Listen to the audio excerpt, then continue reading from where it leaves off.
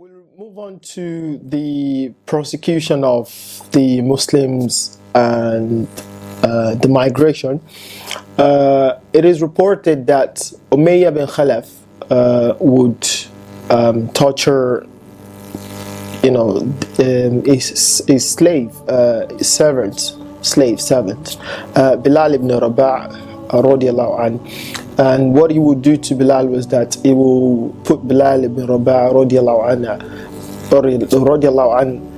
outside in the hottest day with a big rock on his chest, and would tell Bilal ibn Rabah to denounce Muhammad sallallahu alaihi wasallam and to glorify Allah and Al-Uzza, who are the idols that Umayyah bin Khalaf would worship, one of the idols that was surrounding Al-Kaaba.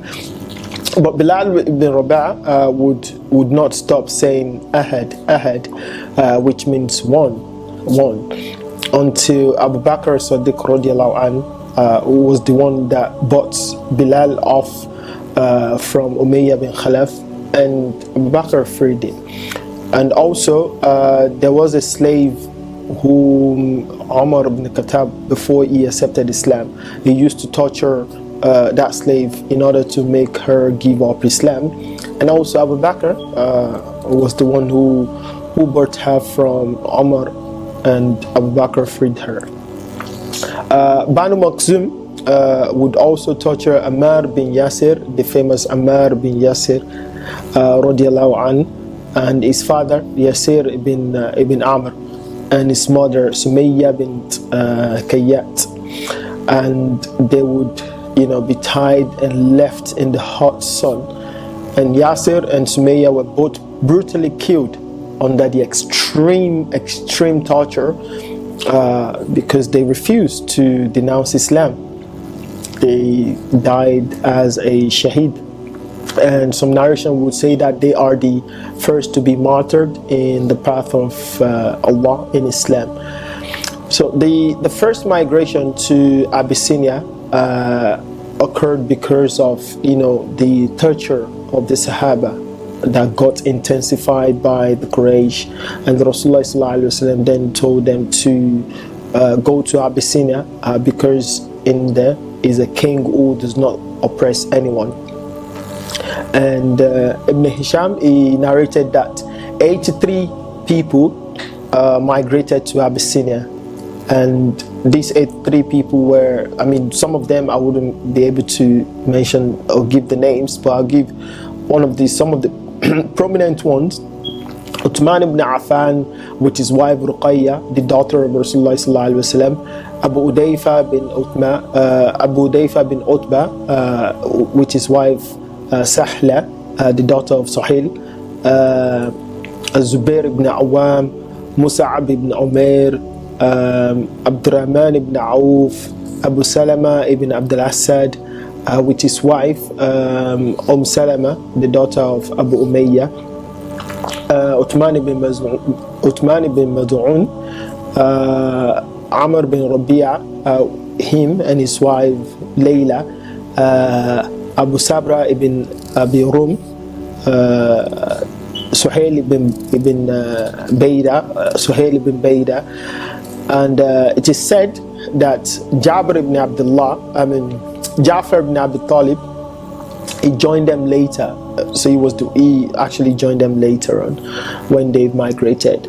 So what then happened was the people of Quraysh would not leave the Sahabas alone. The Sahabas who had migrated, they would not leave them alone, and they would later on send Amr ibn al-As, one of the member of Quraysh, Amr ibn al-As with one other member of Quraysh, two people, to go to Abyssinia and persuade the king there. The king's name is An-Najashi the Negus, to expel them, to expel the Sahabas who migrated to his land, to expel them out.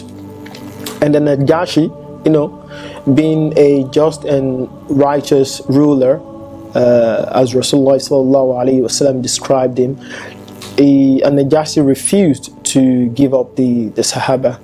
So obviously he he has heard from both sides, and he knew that the Quraysh were trying to play tricky and evil game to expel the Sahaba, because the Sahaba refused to worship idol. And Najashi was a Christian, he's a righteous Christian. So the account of the maltreatment of Rasulullah sallallahu alaihi wasallam by the Quraysh, how the people of Quraysh would, carry on with the heel treatment to Rasulullah sallallahu alaihi wasallam. We mentioned previously how Surah Al-Masad, chapter 111 of the Quran, was revealed concerning Abu Lahab and his wife, who used to curse Rasulullah sallallahu alaihi wasallam, and Allah declared them the perished one in hell. Umayyah bin Khalaf, who also used to slander and defame Rasulullah sallallahu alaihi wasallam, Allah Azza wa Jal revealed Surah Al-Humaza, chapter 104, concerning the events of Umayyah bin Khalaf, who used to slander and defame Rasulullah sallallahu alaihi wasallam. Also, another bin Harith would also claim that he can tell better stories than what Rasulullah sallallahu alaihi wasallam is saying. He would say, I can tell better story than what Muhammad is saying. Come and listen to my story, because he regarded the Quran, the words of Allah, as just tales of ancient times. So Allah Azza wa Jal revealed verses from Surah Al-Furqan, chapter 25, in response to the claims of An-Nadr bin Harith, saying that the Quran is full of tales of ancient. We will stop here, inshallah, and carry on with the boycott in the next session, inshallah, how the people of Quraysh would gather and write up a document that would boycott the Banu Hashim and Banu Muttalib.